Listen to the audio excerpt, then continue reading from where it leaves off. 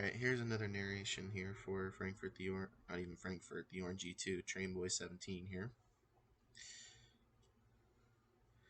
Thomas and the Swan. Thomas and Gordon were at the big station, where Gordon had just backed down to take the express. Gordon was late and not in the mood for guessing games, but he thought he recognized the voice. The question was answered at once when Sir Topham Hatt arrived. Gordon wasn't sure why. Suddenly, Gordon realized what Sir Topham Hatt meant. After that, Sir Topham Hatt often saw Pip and Emma at the big station. One day, Thomas was at the junction when Pip and Emma hurried by. Moments later, with a rattle and a roar, they were gone. A little later, Thomas set off along the branch line with Annie and Clarabelle, following cheerfully behind. Today, there was an inspector on Thomas's footplate, so the small space was quite crowded. The inspector was assessing Thomas's fireman for possible promotion.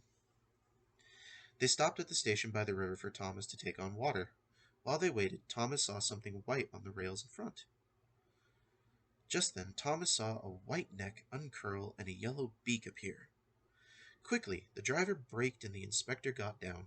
He went to look and then returned to the cab.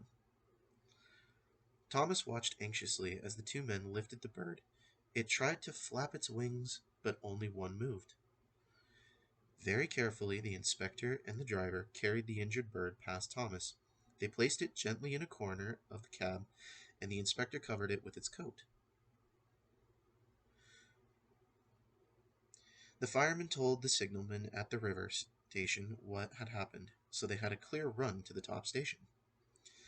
When they got there, the inspector took the Swan in his car to a nearby vet.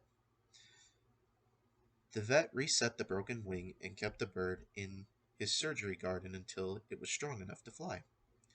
Then he went with Thomas to the river to let the Swan go free.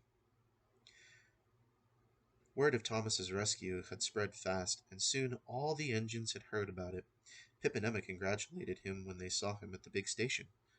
Gordon too was very proud. Alright, that's one of them for Thomas and the Swan. So, there's that one. And let's see if we have another one. I guess not, but that is Thomas and the Swan, so we are going to go with that. And TrainBoy17, I hope you're happy with these narrations. So, have a good rest of your day. This is Thomas1 saying goodbye for now.